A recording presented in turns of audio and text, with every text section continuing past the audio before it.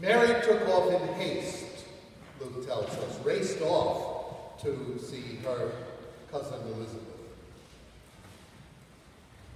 Initially, that doesn't sound like the same Mary that we just read on in the chapter right before this, at the Annunciation. There, she's very calm for most of it. Yes, initially she's afraid. Who wouldn't be when suddenly an angel appears? But she doesn't race off, she doesn't disappear. She stays there. She listens to what the angel has to say. She raises a question. You do understand that Joseph and I have never been together, so I don't understand how this pregnancy is supposed to happen. But she listens calmly to the angel's response, pauses for a bit to reflect, and then says, well, if that's what God wants, then I'm willing to go with it. Let it be. Let it be done, as you have said. But then all of a sudden, she gets up and races out, Luke tells us. Why would you do that? Luke doesn't say. I can think of several possible reasons. First of all, she may have wanted to get out right away before she had to stop and say something to her parents. Back then, particularly, a teenager is not going to do anything without her father's permission. And maybe she just didn't want to say to Joachim and Anne why it was that she was heading up into the hill country to see their cousin. Because maybe she wasn't ready to say, you know, Dad, there was this angel who came and spoke to me. Who knows how her father would have reacted. So perhaps she just wanted to get out of the house quickly.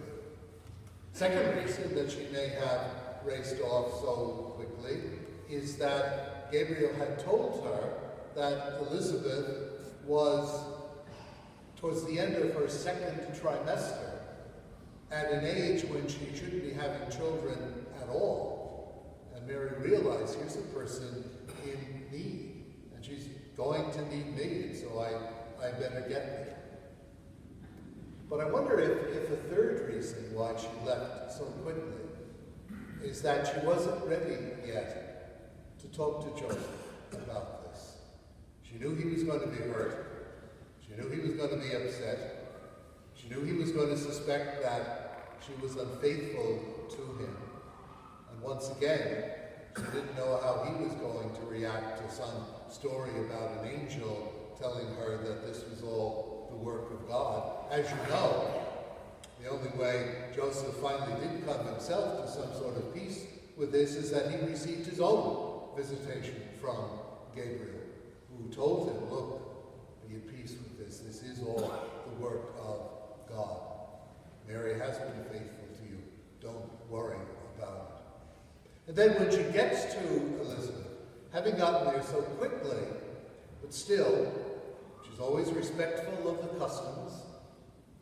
It's obvious when you read the gospel passage very carefully that she doesn't go bursting into the house, because Elizabeth says that she heard her greeting. She very politely stayed at the door, maybe just knocked on the door. Elizabeth, are you home? And at that point, the child in Elizabeth's womb leapt for joy in this wonderful connection between these two unborn children who recognized in one another the working of God. And Elizabeth's child recognized in Mary's child the very presence of God. So why are we told all of these things? What is the meaning that it has for us?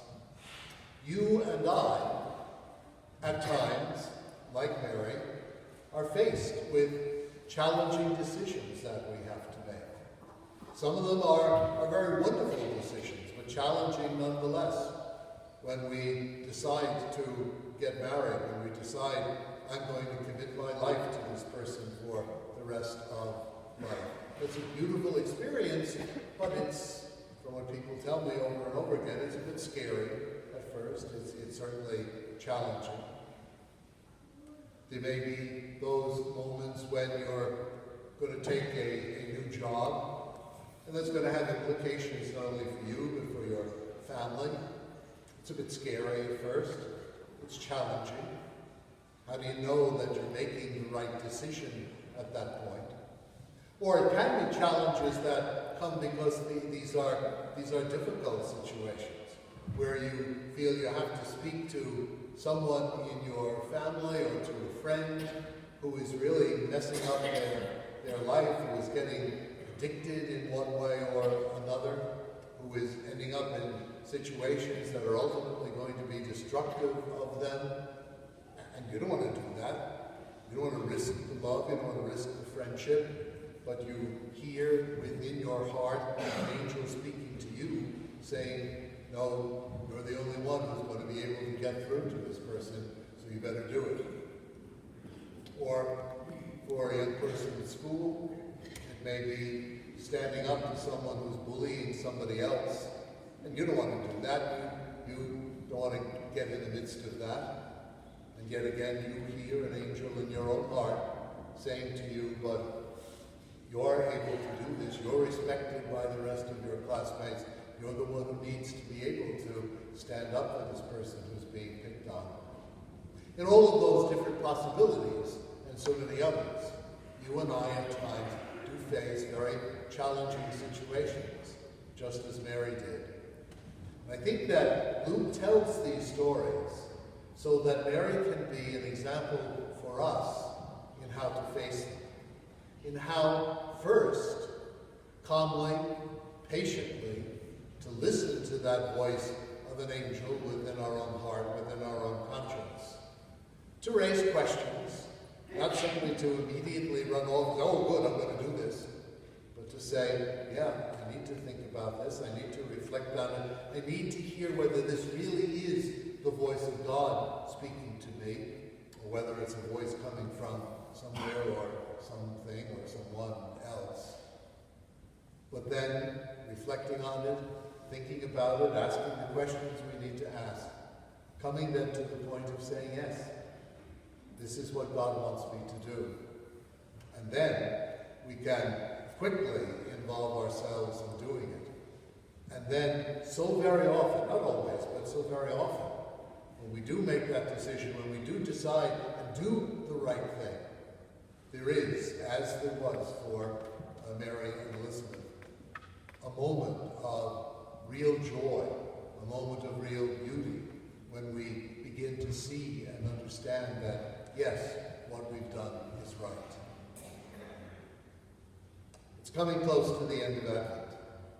We spent this time reflecting on the meaning of hope, on the meaning of the presence of God's call to us, on the ways in which we have tried to be light for our world and continue to spread the light. May the example of Mary, who listened, who prayed, but who also, when it was appropriate, raced off to do the right thing.